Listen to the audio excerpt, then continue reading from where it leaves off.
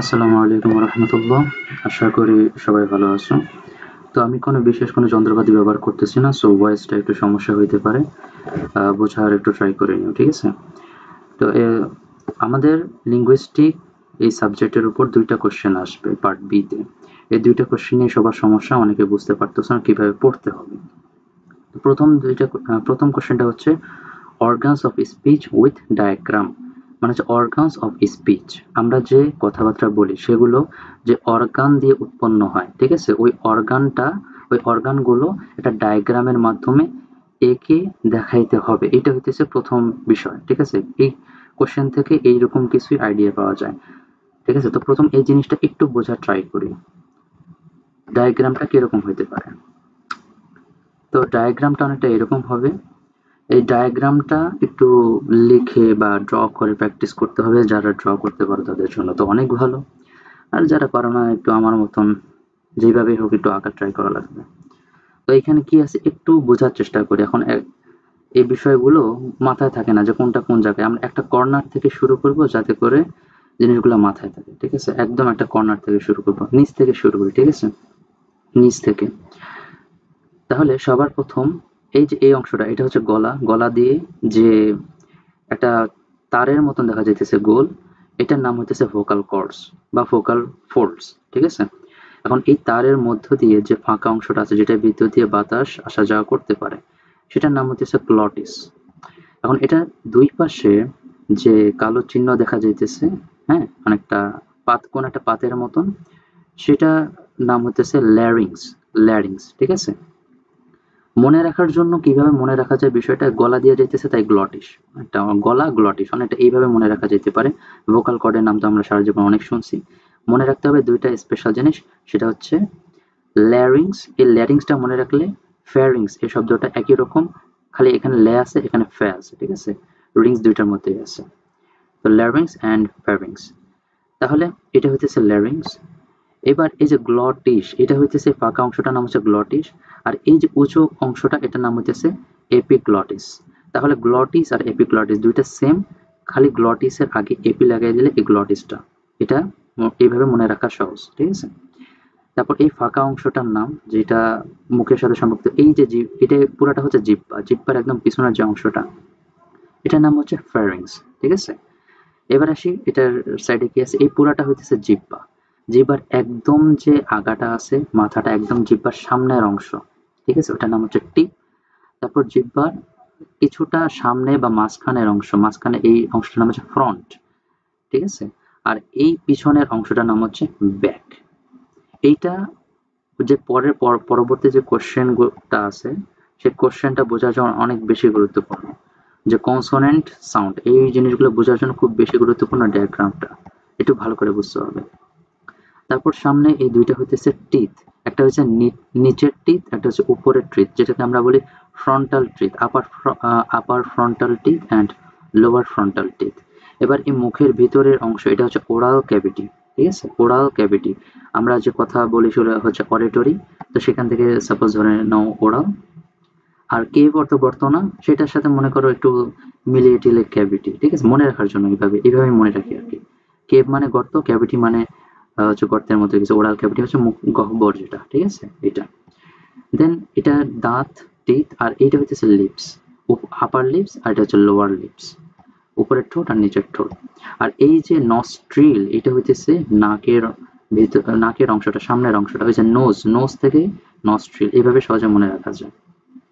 দেন এই নাকের ভেতরের অংশটা, এটা হচ্ছে নাসাল ক্যাভিটি। তাহলে এটা হইতেছে মুখ গহ্বর, এটা হচ্ছে কি বলবো এটাকে, নস্ত্ররন্ধ্র নাকি, যাই হোক, নাকের গহ্বর এটা বলা যায়, ঠিক আছে?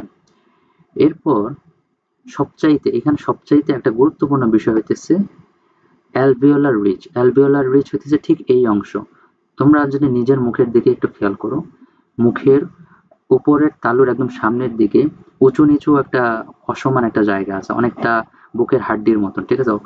বুকের হাড্ডি যেমন উঁচু নিচু হয়, তেমনি উপরের তালুর এই অংশটুকু, তালুর সামনের অংশটুকু, এটা হচ্ছে রিজ, ঠিক আছে? রিজ হিসেবে মনে রাখতে পারো যে বুকের হাড়ের মতন উঁচু নিচু একটা জায়গা, অ্যালভিওলার রিজ। তার পিছনে হচ্ছে তালু, শক্ত তালু, এটার নাম হচ্ছে হার্ড প্যালেট। শক্ত তালু, হার্ড প্যালেট। তার পিছনের অংশটা হইতেছে সফট প্যালেট। এই যে একটা শক্ত তালু, নিজের মুখের দিকে খেয়াল করলে বুঝতে পারবে এখানে শক্ত তালুর পিছনে আছে একটা নরম তালু, সেটা হচ্ছে সফট প্যালেট বা ভেলাম, ঠিক আছে। আর তার একদম এই যে মাথা যেটা আছে নিচের অংশ, এটা হচ্ছে ইভুলা। এখানে সবচাইতে গুরুত্বপূর্ণ বিষয় যেগুলো আছে সেগুলো হচ্ছে এই অ্যালভিওলার রিজ, এটা অবশ্যই মনে রাখতে হবে। ঠোঁট সম্পর্কে আর দাঁত সম্পর্কে তো আমাদের জানা আছে। জিহ্বার কোনটা টিপ, একদম জিহ্বার সামনের অংশের টিপ, এটা ফ্রন্ট, এটা ব্যাক, এইটা খুবই ইম্পর্টেন্ট এই তিনটা, ঠিক আছে। তাহলে alveolar ridge, hard palate and soft palate, এই তিনটা খুব বেশি ইম্পর্টেন্ট।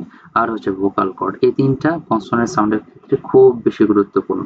তাহলে এই হইতেছে বিষয়টা, তোমরা কয়েকবার খাতার মধ্যে লিখে একটু প্র্যাকটিস করার ট্রাই করবা, ঠিক আছে। আর নামগুলো একটু মনে রাখার ট্রাই করবা যেভাবে বললাম সহজভাবে। তারপর আসি পরের অংশে। পরের অংশে বলছে তো পরীক্ষা কিভাবে আসতে, পরীক্ষায় আমিও জানি না, তোমার মতো হয়তো বা এইভাবে আসতে পারে যে এই ডায়াগ্রামটা চিত্র আঁকো এবং এইভাবে অর্গানগুলো আলাদাভাবে চিহ্নিত করো, যেমন ভাবে এখানে দেওয়া আছে। তো এভাবে এঁকে আলাদাভাবে এই নামগুলো এইভাবে দেখায় দেখায় লিখতে হবে। এইটাই পরীক্ষায় আসতে পারে মেবি, অথবা এগুলোর সম্পর্কে আলাদা কোশ্চেন আসতে পারে। বাট এটা সম্পর্কে একবার আইডিয়া নিয়ে নিলে আর সমস্যা হবে না। ওকে, দেন পরের কোশ্চেনটা হচ্ছে কনসোনেন্ট সাউন্ড। কনসোনেন্ট সাউন্ড যেটা, যে কনসোনেন্টস, আর আমরা পড়ছি ভাওয়েল এবং কনসোনেন্ট। তো কনসোনেন্ট সাউন্ডগুলো সম্পর্কে জানতে হবে যে এগুলো কোথা থেকে উৎপন্ন হয় কনসোনেন্ট সাউন্ডগুলো, ঠিক আছে। এবং এই উৎপন্নের জায়গাগুলো সম্পর্কে একটু আইডিয়া নিতে হবে। এই হইতেছে কনসোনেন্ট সাউন্ডের বিষয়। আমি ওই ফটোগুলো অ্যানালাইসিস করেও আমার কাছে এটাই মনে হয়েছে, যেমন কনসোনেন্ট সাউন্ডের মধ্যে কি থাকতে পারে। এই যে কনসোনেন্ট, সাথে আছে ভেলার, হ্যাঁ ভেলার অপশন, কোন অর্গ্যান কিভাবে আওয়াজ করতেছে সেটা হইতেছে বিষয়। আচ্ছা, তো এগুলো বিষয় একটু ঝামেলা বোঝার জন্য ছবি থেকে, এই জন্য আমি বই থেকে কিছু ছবি তুলছি যেগুলো একটু তোমাদের সাথে শেয়ার করি। এই যে এখানে,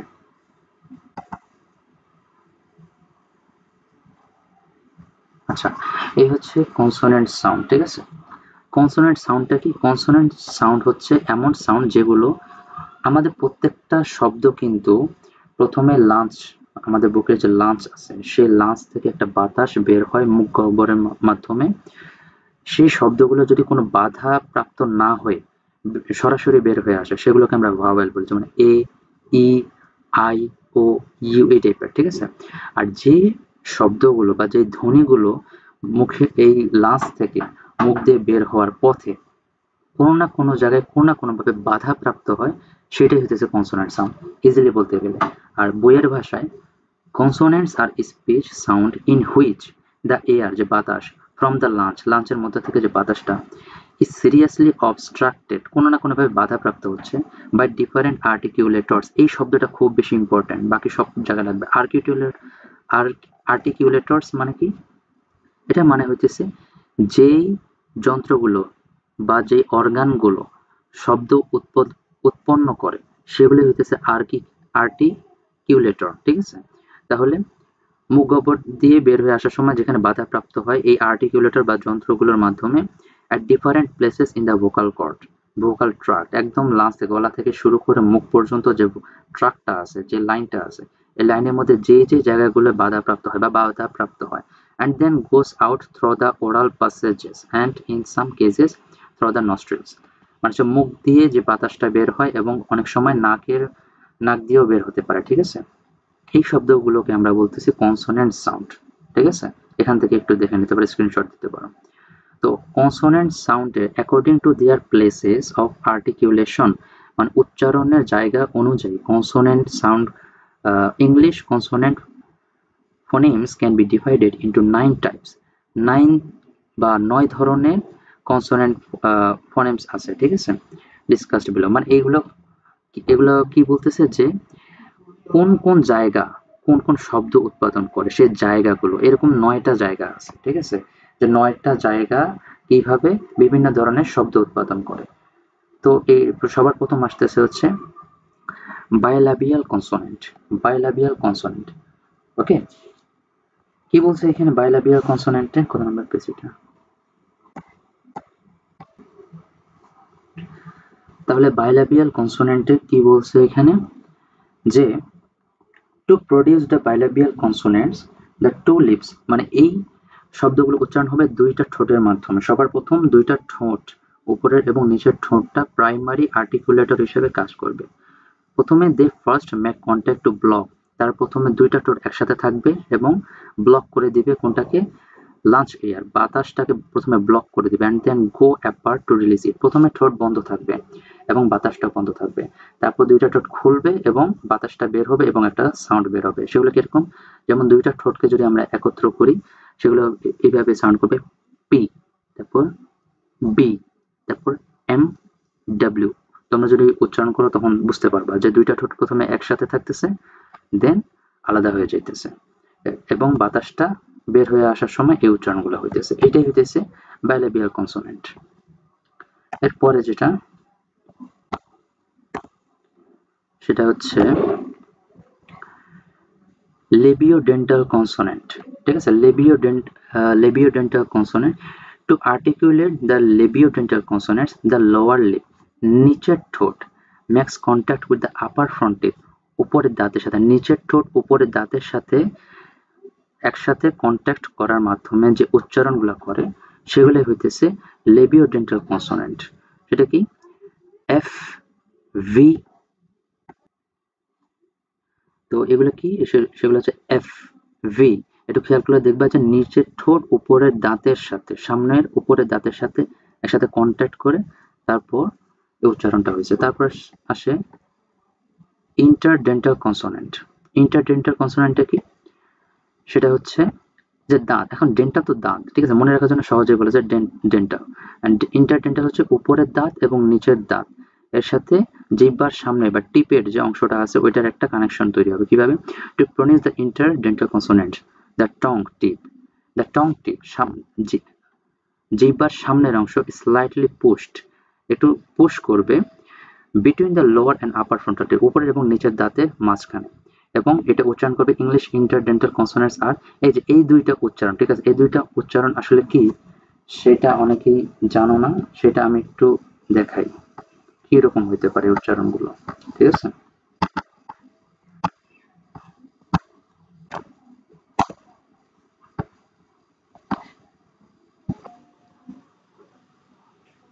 আচ্ছা, প্রথমে যে চিত্রটা দেখলাম, প্রথম যে চিত্রটা, ঠিক আছে, প্রথম চিত্রটা একটা থেটার মতন দেখতে না, এই যে থেটা, এটা উচ্চারণ করে অনেকটা থ এর মতন, ঠিক আছে, থ, এটা থেটা হিসেবে আমরা চিনি, এটা উচ্চারণ করা অনেকটা থ এর মতন, টিএইচ, থ, যেমন থিঙ্ক, চিন্তা করা।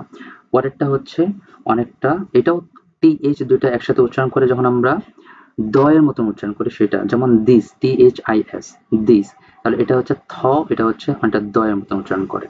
ঠিক আছে, তারপর অ্যালভিউলার কনসোনেন্ট। আচ্ছা, অ্যালভিউলার কনসোনেন্ট এটা মনে রাখার জন্য ওই যে চিত্রটা একটু মনে রাখতে হবে। অ্যালভিউলার কোনটা, অ্যালভিউলার হইতেছে উপরের তালুর উপরে, মানে তালুর সামনের দিকে যে উঁচু নিচু জায়গাটা ছিল, অ্যালভিউলার রিজ যেটাকে আমরা বলছিলাম, ওইটার সাথে যে কনসোনেন্ট গুলো তৈরি হবে, যেমন the blade or tip and blade. এখানে ব্লেড বলতে কি বোঝাইছে, অফ দ্য টং, জিহ্বার যে সাইডের অংশটা, এটা মনে করো না ব্লেড, এটাই মনে করো blade.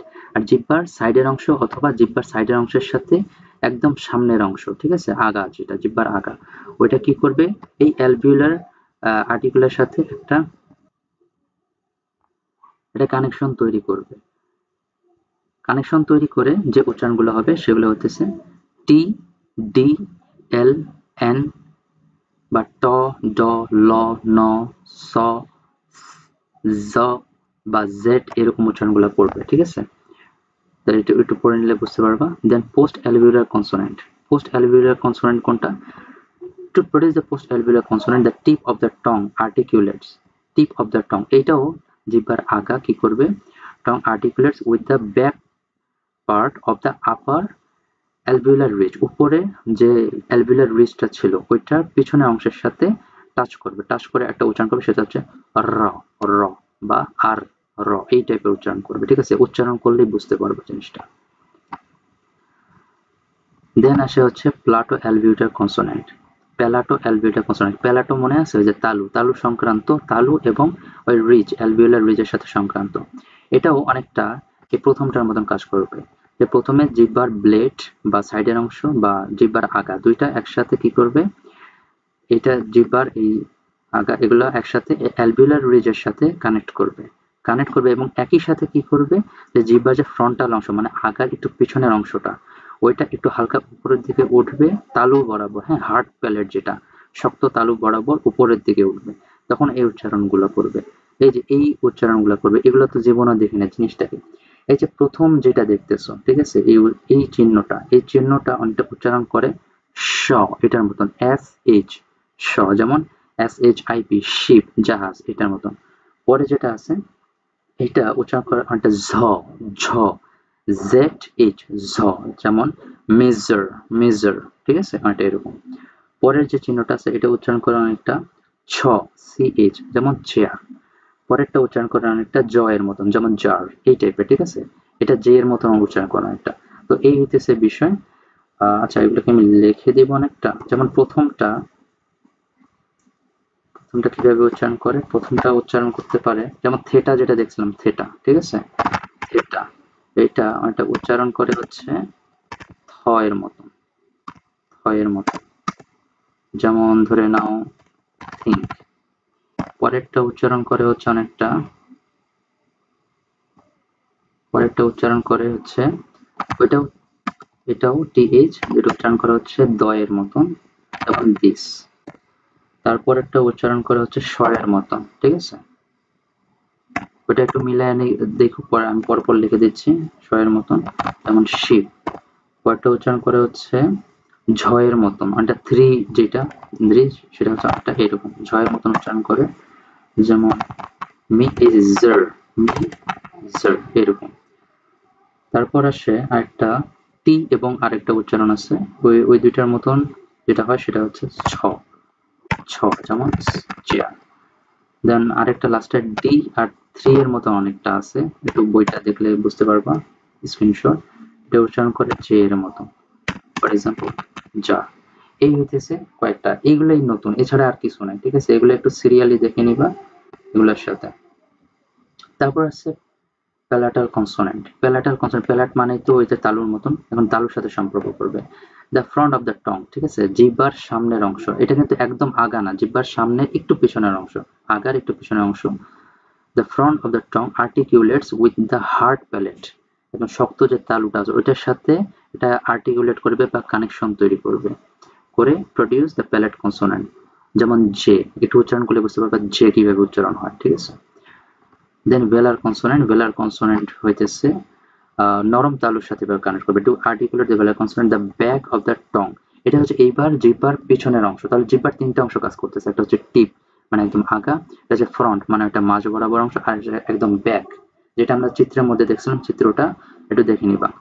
Back of the tongue makes contact with the soft palate, মানে নরম যে তালু আছে, একটু খেয়াল করলে দেখবা নরম যে তালু সেটার সাথে কানেক্ট করে যে শব্দগুলো তৈরি করে, যেমন কে, জি।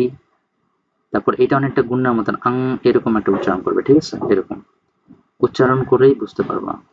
দেন লাস্টে গ্লটাল কনসোনেন্ট, এটার সাথে সম্পর্কিত ওই যে গ্লটিস, যে আমরা ভোকাল কর্ডটা দেখছিলাম না, তার মাঝখানে অংশটা গ্লটিস আমরা পড়ছিলাম, দেখছিলাম ওইটার মতন, ঠিক আছে। চিত্রটা আচ্ছা থাক, বাদ দাও। ওইটার সাথে to produce the glottal consonant there is an obstruction or a narrowing. আচ্ছা, এটা আমি সহজে বলি, সেটা হচ্ছে এই উচ্চারণটা তৈরি করার জন্য এই ভোকাল কর্ড বা ওই ভোকাল কর্ডের মাঝখানে অংশ দিয়ে বাতাস যাওয়ার সময় একটা ফ্রিকশন তৈরি হবে, ঘর্ষণ তৈরি হবে, বাট ভাইব্রেট বা কম্পন তৈরি হবে না, মানে ঘর্ষণ তৈরি হবে বাট কম্পন তৈরি হবে না, ঠিক আছে। যেমন হ বা এইচ, যেভাবে উচ্চারণ করি হ, ঠিক আছে, উচ্চারণ করার সময় দেখতে পাবা যে গলার ওই অংশ থেকে একটা ফ্রিকশন, বাতাসের একটা ফ্রিকশন তৈরি হইতেছে, কিন্তু কোনো কি হইতেছে না, ভাইব্রেট, হ্যাঁ, হইলে হইল না হলে নেই, যাই হোক। তো এই হইতেছে এই কয়েকটা কনসোনেন্ট, আর কয়েকটা বিষয় আছে কিভাবে কোশ্চেন আসতে পারে, এরকম এক এক দুই তিনটা টপিক দিয়ে বলতে পারে যে এটা কিভাবে কাজ করে, বা এই অক্ষরগুলো দিয়ে বলতে পারে যে এগুলো কোন কনসোনেন্ট, হ্যাঁ, অ্যালভিওলার কনসোনেন্ট কিনা, বা এইভাবে কোশ্চেন আসতে পারে। ইন্টারডেন্টাল কনসোনেন্ট কি বলো, বা প্যালাটোর অ্যালভিওলার কনসোনেন্ট, অ্যালভিওলার কনসোনেন্ট কি, এটা এই সম্পর্কে নোট লেখো, এইভাবে আমাদের কোশ্চেন আসতে পারে, ঠিক আছে। এই সম্পর্কে এই বিষয়গুলো জানতে হবে। এরপর আসে আরেকটা টপিক আছে, সেটা হচ্ছে manner of articulation of consonant. একটু আগে যেগুলো দেখলাম যে কোন অর্গ্যান কিভাবে শব্দ উৎপাদন করেন, এইবার এই অর্গানগুলো কিরকম আচরণ করে সেটা হইতেছে ম্যানার অফ আর্টিকুলেশন কনসোনেন্ট। আচ্ছা, কি সেটা? To articulate or produce different consonants in the English language, different speech organs or articulators behave in diverse manners. যে এই অর্গানগুলো বিভিন্ন অর্গান বিভিন্ন রকম ব্যবহার করে, হ্যাঁ, বিভিন্ন রকম ধর্ম প্রদর্শন করে। According to the manners of articulation, the consonant in the English language can be categorized as follows. এরকম 7টা ক্যাটাগরাইজ করা হয়েছে। জাস্ট এই 7টা ক্যাটাগরাইজ জানলে মেবি আমাদের প্রস্তুতি হয়ে যাবে ইনশাআল্লাহ। আচ্ছা, প্রথমটা আসছে প্লজিভ। প্লজিভটা কি? প্লজিভ হইতেছে to produce a plosive consonant, a complete closure at some point in the vocal tract is made. মানে হচ্ছে গলা থেকে শুরু করে মুখের বাইরের অংশ পর্যন্ত যে কোনো একটা জায়গায় একটা বাধা তৈরি করবে, কমপ্লিট ক্লোজার, ঠিক আছে, কমপ্লিট ক্লোজার। আর এই সময় বিহাইন্ড দ্য ক্লোজার, বাধার পিছনে এয়ার প্রেশার, একটা এয়ার প্রেশার বিল্ড হবে, ঠিক আছে, air pressure is build and then the lung air is released explosively. তারপর হঠাৎ করে একটা এক্সপ্লোড করার মতন, ঠিক আছে, ধুম করে একটা আওয়াজ বেরোবে, সেগুলোকে আমরা বলি প্লজিভ, একটা এক্সপ্লোজিভের মতন, ঠিক আছে। যেমন কি উচ্চারণ করার সময় দেখো, পি, বি, টি, ডি, কে, জি, এগুলো উচ্চারণ করার সময় বুঝতে পারবা কিরকম একটা ধাক্কা দিয়ে বেরিয়েছে। প্রথমে একটা বাধা তৈরি করা হচ্ছে বাতাস প্রবাহের, তারপর বাধাটার পিছনে একটা প্রেশার তৈরি করা হচ্ছে, তারপর প্রেশারটা ধাক্কা দিয়ে বের হওয়ার সময় এই উচ্চারণগুলো হচ্ছে। তারপর ফ্রিকেটিভ। ফ্রিকেটিভ শব্দটাই একটা ফ্রিকশনের মতন শব্দ, ঠিক আছে, এটা একটা ঘর্ষণ জাতীয় একটা কাজ করবে। A narrowing or fricative consonant is articulated when two speech organs, যখন দুইটা অর্গান এমন একটা জায়গায় আসবে, approximate to such an extent, কাছাকাছি এমন একটা জায়গায় আসবে, দুইটা অর্গান কাছাকাছি এমন একটা জায়গায় আসবে, that the air stream passes between them, যখন যার মধ্য দিয়ে যখন বাতাসটা প্রবাহিত হবে তখন একটা ফ্রিকশন বা ঘর্ষণ তৈরি হবে। তো সেই উচ্চারণগুলো কি? যেমন এফ, এফ, ভি, তারপর যেমন থেটা, থ, তারপর দ, তারপর তারপর জে, তারপর শ, ছ, এই এইচ, হ, এই যে এই উচ্চারণগুলো হচ্ছে ফ্রিকেটিভ বা ফ্রিকশন জাতীয় শব্দ। তারপর আসতে হচ্ছে অ্যাফ্রিকেট। অ্যাফ্রিকেট হচ্ছে কি? To pronounce an African consonant a complete closure, এখানেও একটা কমপ্লিট ক্লোজার থাকবে বা সম্পূর্ণভাবে একটা প্রতিবন্ধকতা থাকবে। At some point in the mouth in mat. আচ্ছা, তো মুখের মধ্যে একটা প্রতিবন্ধকতা থাকবে, একটা বাধা থাকবে, দেন একটা বাতাস এর পিছনে বিল্ড করতে হবে, প্রেশার একটা বিল্ড করতে থাকবে। তাহলে এটা তো অনেকটা প্লজিবের মতো শোনাচ্ছে। পার্থক্যটা কি? পার্থক্যটা হচ্ছে the separation of the organs. এখানে যে অর্গান দুইটা একসাথে হয়ে একটা বাধা তৈরি হয়েছিল, সেই দুইটা অর্গান সেপারেট হয়ে যাবে। সেপারেট হওয়ার সময় এটা একটু স্লো হবে, হ্যাঁ, ঠিক আছে, এটা অনেকটা এক্সপ্লোজিভ হবে না আগেরটার মতন, অনেক জোরে ধাক্কা দিবে না, কিন্তু হালকা একটা ধাক্কা দেবে, ঠিক আছে, কম্পেয়ার করলে হালকা একটা ধাক্কা দিবে, তখন একটা ফ্রিকশন তৈরি হবে, ঠিক আছে। এই ফ্রিকশন গুলো এরকম, যেমন এটা কি বলছেন, ছ, ঠিক আছে, হালকা হালকা ধাক্কা, ছ। তারপরটা হচ্ছে এটা কি? এটা হচ্ছে জে, ঠিক আছে, হালকা একটা ধাক্কা যে উচ্চারণ হচ্ছে সেটা অ্যাফ্রিকেট। এটা একটা ফ্রিকশন, এটাও ফ্রিকশন, এটাও ফ্রিকশন, বাট ফ্রিকশনের পিছনে একটা আচ্ছা, এটা হচ্ছে একটা প্রতিবন্ধকতা থাকবে, তার পিছনে বাতাস বিল্ড হবে, তারপর হালকা একটা ধাক্কার মাধ্যমে উচ্চারণ হবে। আর এখানে একদম বন্ধ থাকবে, ঠিক আছে, সরি, একদম বন্ধ থাকবে না, এটার দুইটার মাঝখান থেকে একটা বাতাস প্রবাহিত হওয়ার সময় একটা ঘর্ষণ তৈরি হবে। এবার নাসা, নাসা বলতে তো আমরা বুঝি যে নাক দিয়ে যে সাউন্ড গুলো তৈরি হয়, এক কথা বলতে গেলে, ঠিক আছে, এটাও মুখের মধ্যে একটা প্রতিবন্ধকতা তৈরি হবে। দেন যে শব্দটা তৈরি হবে সেটা সফট প্যালেট বা নরম তালুর মধ্য দিয়ে কোথায় যাবে? একদম নাক দিয়ে আওয়াজটা বের হয়ে যাবে, বাতাসটা বের হবে। এটা একটা ম বা এন বা ওই আং এরকম উচ্চারণ করবে, ঠিক আছে, এটা হচ্ছে নাসাল কনসোনেন্ট। তারপর আছে ট্রিল। ট্রিল অনেকটা হচ্ছে যে এটা একটু বুঝতে হবে, ট্রিল বা ট্যাপ, অনেকগুলা ট্যাপ হবে, ট্যাপ মানে তো বোঝে টাচ, ঠিক আছে। A series of rapid intermittent closures or taps are made by a flexible organ. একটা ফ্লেক্সিবল অর্গান থাকবে, যে অর্গানটা সহজে নড়ানড়ি করতে পারে, একটা ফার্মার সারফেস থাকবে, ঠিক আছে, যেটা শক্ত থাকবে, ঠিক আছে। যেমন ফ্লেক্সিবল অর্গান হচ্ছে জিহ্বা আর ফার্মার অর্গান হচ্ছে তালু, ঠিক আছে। তখন এই ফ্লেক্সিবল অর্গানটা তালুর উপর বারবার আঘাত করবে, একটা কম্পনের মতন সৃষ্টি করবে, যেমন র, র এরকম একটা আওয়াজ করবে, ঠিক আছে। এটা হচ্ছে ট্রিল বা ট্যাপ। তারপর হচ্ছে ল্যাটারাল, যারা এক্সারসাইজ করে, ল্যাটারাল এক্সারসাইজ হচ্ছে 2 দিকের এক্সারসাইজ, ঠিক আছে? এটা আমি বোঝা যাইতেছে না, আমি এমনিতেই বলি। যখন জিহ্বা এবং তালু 2 টা কানেকশন তৈরি হবে, হালকা মানে মাঝামাঝি কানেকশন তৈরি হবে কিন্তু সাইড দিয়ে জায়গা থাকবে, তখন যে আওয়াজটা হবে সেটা হচ্ছে ল্যাটারাল সাউন্ড। মানে জিহ্বা এবং তালুর মধ্যে মাঝামাঝি প্রতিবন্ধকতা থাকবে কিন্তু সাইডের জায়গা ফাঁকা থাকবে যেটা দিয়ে বাতাস বের হইতে পারবে। যেমন এল, ল এই টাইপের আওয়াজ করবে, ঠিক আছে? এই যে এল, এল হইতেছে এই ল্যাটারাল সাউন্ড করবে। এল এই আওয়াজটা করার সময় দেখবা যে মাঝখানে বন্ধ থাকে জিহ্বা এবং তালুর মাধ্যমে, আর দুই পাশটা একটু খোলা থাকে। তারপর অ্যাপ্রক্সিমেটস অর ফ্রিকশনলেস কন্টিনিউয়েন্স। ফ্রিকশনলেস তো সহজেই বোঝা যায় যে যেই বাতাসগুলো মোটামুটি গলা থেকে সরাসরি কোনো ফ্রিকশন ছাড়াই মুখ দিয়ে বের হয়ে আসবে কিন্তু হালকা ফ্রিকশন থাকবে, খুব একটা ফ্রিকশন থাকবে না, যে অ্যাপ্রক্সিমেটস হবে, ঠিক আছে? যেমন ডাব্লিউ, ও, জো বা যে, এই যে হালকা জে, জে, ও এই যে উচ্চারণগুলো, ডাব্লিউ, হ্যাঁ, ও এই উচ্চারণগুলো হচ্ছে অ্যাপ্রক্সিমেট উচ্চারণ। তো এই হইতেছে ওভারঅল বিষয়। এই কয়েকটা বিষয় জানলে ইনশাল্লাহ আমাদের পরীক্ষার প্রস্তুতি ভালো হবে। আমি ছবিগুলো একটু পর পাঠিয়ে দিচ্ছি।